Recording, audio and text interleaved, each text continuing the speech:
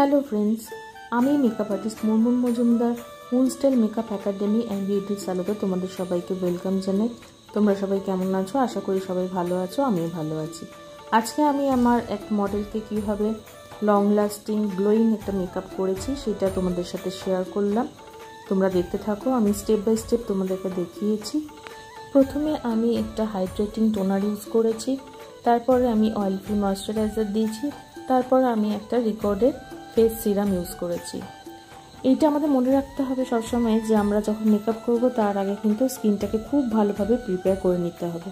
আর মেকআপের ক্ষেত্রে অবশ্যই স্কিনটা যেন খুব ভালোভাবে হাইড্রেট থাকে।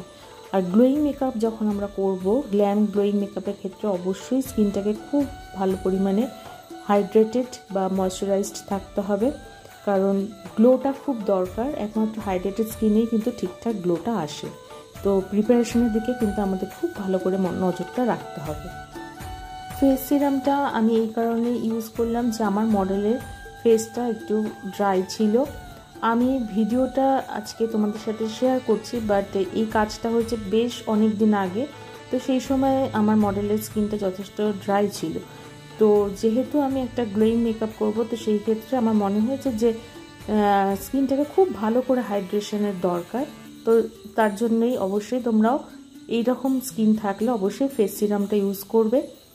আর এরপরে যেটা আমি প্রাইমার ইউজ করেছি, তারপর আমি একটা লিকুইড হাইলাইটারও ইউজ করেছি। তোমরা দেখেছো লিকুইড হাইলাইটারটা ইউজ করাটাও খুব দরকার, কারণ সেটাও একটা গ্লো দেবে। তারপর যখন আমরা ফাউন্ডেশন বা বেস মেকআপ করবো বা পুরোটা যখন কমপ্লিট হয়ে যাবে, এই ধরনের জিনিসগুলো ইউজ করার পরে আস্তে আস্তে সেই গ্লোটা আমরা দেখতে পাবো।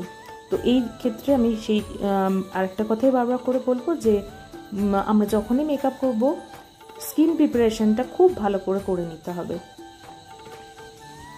তো তোমরা দেখতে পাচ্ছ আমার মডেলের বেস মেকআপটা কমপ্লিট হয়ে গেছে। এবার আমি কন্ট্রোলিং করছি।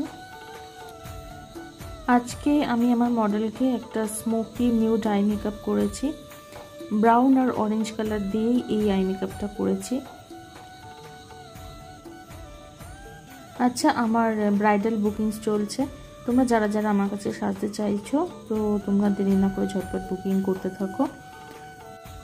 আর আরেকটা কথা বন্ধুরা, তোমাদের যদি আমার কাজ ভালো লেগে থাকে তো প্লিজ লাইক, কমেন্ট, শেয়ার করো আর আমার চ্যানেলটাকে সাবস্ক্রাইব করে দিও। তো দেখো আমার মডেল মোটামুটি রেডি হয়ে গেছে। তো তোমাদের কেমন লাগলো তোমরা জানিও। আজ তাহলে আসি, আবার আসবো নতুন একটা ভিডিও নিয়ে। তোমরা সাথে থেকো, পাশে থেকো। Till then, tata, by.